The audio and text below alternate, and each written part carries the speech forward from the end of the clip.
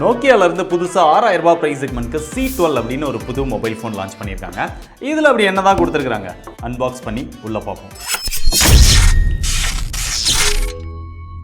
முதல்ல மொபைலோட பாக்ஸ் பார்த்தா முன்னாடி மொபைலோட மாடல் கொடுத்துருக்காங்க. 4GB RAM அப்படின்னு சொல்லி மென்ஷன் பண்ணியிருக்காங்க. 4GB RAMலாம் கிடையாது, 2GB RAM 2GB virtual RAM. அதை வந்து கீழே சின்னதாக போட்டிருக்காங்க. அப்படி இந்த சைடில் வந்தோம் அப்படின்னா இங்கே ரீப்ளேஸ்மெண்ட் கேரண்டி 1 year அப்படிங்கிறத ஹைலைட் பண்ணியிருக்காங்க. கீழே 2 வருஷத்துக்கான செக்யூரிட்டி அப்டேட் இருக்கும் அப்படின்னு சொல்லியிருக்காங்க. பட் எத்தனை OS அப்டேட் இருக்கும் அப்படிங்கிறத மென்ஷன் பண்ணல. இப்போ பாக்ஸை ஓப்பன் பண்ணுவோம்.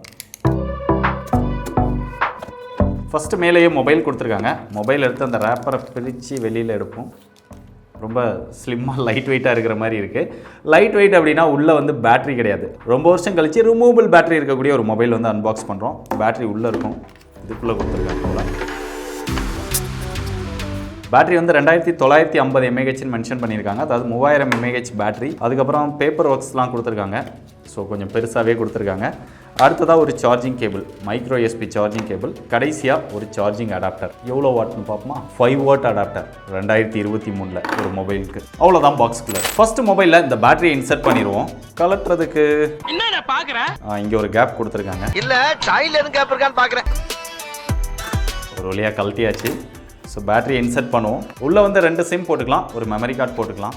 ஸோ அதை பற்றி அப்புறம் பார்ப்போம். ஃபஸ்ட்டு மொபைலை பூட் பண்ணிடுவோம். ஸோ இப்போ எல்லாமே செட்டப் பண்ணியாச்சு. பேட்டரி போட்டதுக்கப்புறம் கூட மொபைல் வந்து கொஞ்சம் வெயிட்லெஸ்ஸாக தான் தெரியுது. 179 கிராம் இருக்குது. ரியரில் வந்து ஃபுல்லாக பிளாஸ்டிக் தான் கொடுத்துருக்காங்க. பட் பார்க்குறதுக்கு நல்லா இருக்குது. ஒரு சின்ன கிரிப் இருக்கிற மாதிரி ஒரு மேட் ஃபினிஷ் வந்து கொடுத்துருக்காங்க. மேலே சின்னதாக கேமராஸ் வந்து கொடுத்துருக்காங்க. சென்டரில் நோக்கியா கொடுத்துருக்காங்க.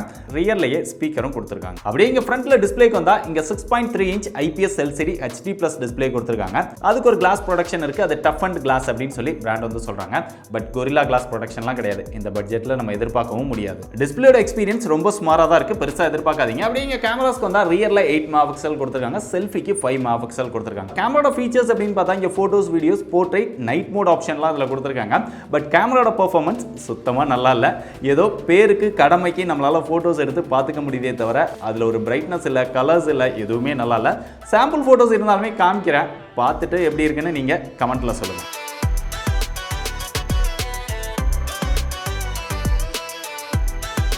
இதோட சாஃப்ட்வேர் அப்படின்னு பார்க்கும்போது out of the box Android 12 Go edition கொடுத்துருக்காங்க. இங்கே ஸ்டாக் Android கொடுத்துருக்காங்க.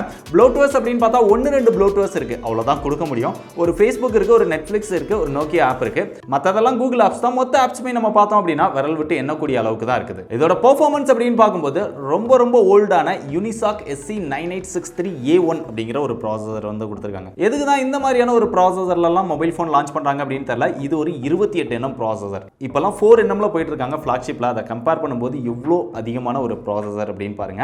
அது மட்டும் இல்லாமல் இது 1.6 GHz ஸ்பீடில் ரன் ஆகக்கூடிய ஒரு ப்ராசஸர். இந்த ப்ராசஸர் இருக்கிறதுனால இதை யூஸ் பண்ணும்போது நம்ம டச் பண்ணி எடுத்ததுக்கு அப்புறம் தான் அந்த ஆப் எல்லாமே ஓப்பன் ஆக ஸ்டார்ட் பண்ணுது. ரொம்ப ஸ்லோவாக தான் இருக்குது. ரொம்ப ஸ்லோவாக யூஸ் பண்ணுறவங்களுக்கு இந்த மொபைல் ஃபோன் வந்து பெஸ்ட்டாக இருக்கும்.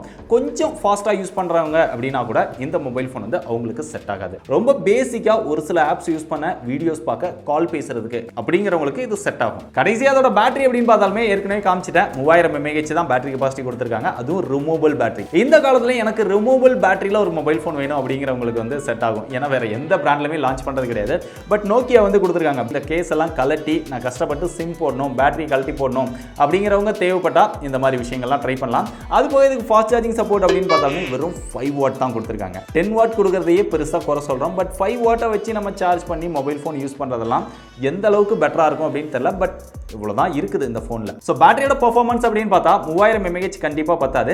பட் இந்த மொபைல்ல பேட்டரியை பெருசா யூஸ் பண்றதுக்கு எந்த ஒரு விஷயமே கிடையாது. அதனால பேட்டரி பத்தி பெருசா கவலைப்பட தேவையில்லை அப்படின்னு தான் நினைக்கிறேன். மொபைலோட பிசிக்கல் பிளேஸ்மென்ட் பார்த்தா டாப்ல 3.5mm ஜாக் கொடுத்திருக்காங்க. லெஃப்ட் சைடுல எதுவுமே கொடுக்கல. பாட்டம்ல வந்தோம் அப்படின்னா இங்க ஒரு மைக் இருக்கு, இங்க ஒரு சார்ஜிங் போர்ட் இருக்கு, மைக்ரோ USB.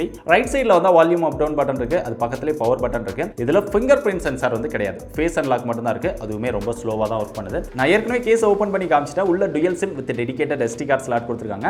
ரியர்ல ஸ்பீக்கர் கொடுத்திருக்காங்க. அதோட பெர்ஃபார்மன்ஸும் டீசென்ட்டா தான் இருக்கு. கடைசியா அதோட பிரைஸ் அப்படின்னு பார்த்தா இங்க தான் நோக்கியா வந்து பெஸ்டா பண்ணிருக்காங்க அப்படின்னு சொல்லலாம். 2GB RAM, அது போக 2GB விர்ச்சுவல் RAM இருக்கு. அதான் 4GB RAM அப்படின்னு சொல்றாங்க. ஆனா இந்த மொபைல்ல 64GB ஸ்டோரேஜ் இருக்கு. வேற எந்த பிராண்டுமே இந்த பிரைஸ் செக்மென்ட்க்கு மொபைல் லான்ச் பண்றது கிடையாது. பெரும்பாலும் 7000 ரூபாய் 8000 ரூபாய் பிரைஸ் செக்மென்ட் வரைக்கும் கூட 32GB மொபைல்ஸ் தான் நம்ம அதிகமா பார்க்க முடியுது. நோக்கியால கூட 10000 ரூபாய் வரைக்குமே 32GB இன்டர்னல் ஸ்டோரேஜ் இருக்கக்கூடிய மொபைல் தான் பார்க்க முடியுது. பட் இந்த மொபைல்ல 64GB இன்டர்னல் ஸ்டோரேஜ் கொடுத்து இருக்காங்க. அதோட பிரைஸ் அப்படின்னு பார்த்தா 2+64 இருக்குது 5999 ரூபாய்க்கு சேல் பண்றாங்க.